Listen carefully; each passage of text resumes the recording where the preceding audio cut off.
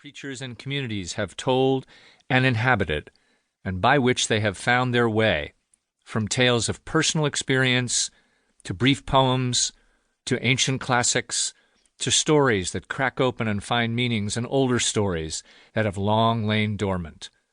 It offers a provocative anthology of narrative types and helps one rediscover the riches of the past and perhaps even discover a pearl of great price in one's own experience. Wangerin offers here a manual for a preacher's crafting and use of stories, and after a lifetime of preparing and preaching sermons, as well as receiving and carefully observing others' preaching, he also helpfully examines aspects of preaching that books on homiletics seldom discuss.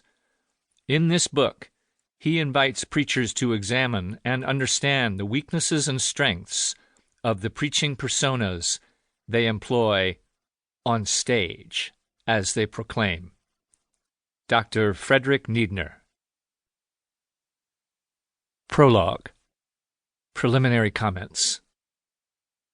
In Performing the Word, Dr. Jana Childers refers to Albert Mehrabian's observation that when people speak face-to-face, they communicate their thoughts by more than 55% of their bodily actions, 39% by their tones of voice, and a mere 7% by the words themselves.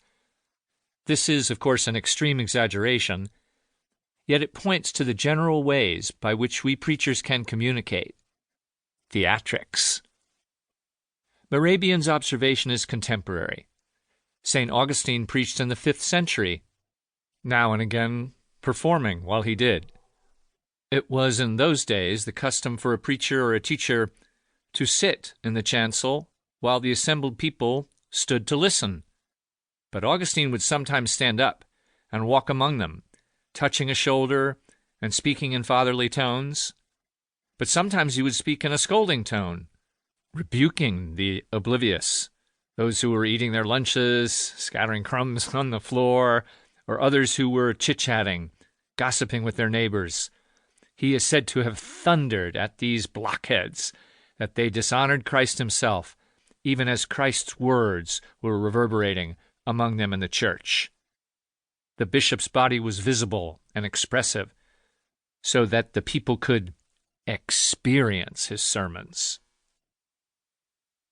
Regarding the way our congregations might come to experience our stories and our sermons, Robert Hughes and Robert Kaiser write, "Theological reflection will be concrete and specific rather than abstract and general. Having spoken of the general, overarching framework for life's experience, we need to recognize that the gospel framework is powerfully known and experienced only as it is enfleshed in concrete and specific language. The listener has to be helped to see the way in which the sermon's message is lived out. The preacher shows the listeners real life in situations in which grace is experienced and shared." In his relatively brief book, The Portal of Beauty, Towards a Theology of Aesthetics, Bruno Forti observes that in the symbols we are given to experience more meaning than can be articulated or understood. New perspectives of thought and life are invoked. The ideal does not absorb the real, but must recognize that the real far surpasses in power, so as to open itself and go beyond itself towards ever wider horizons.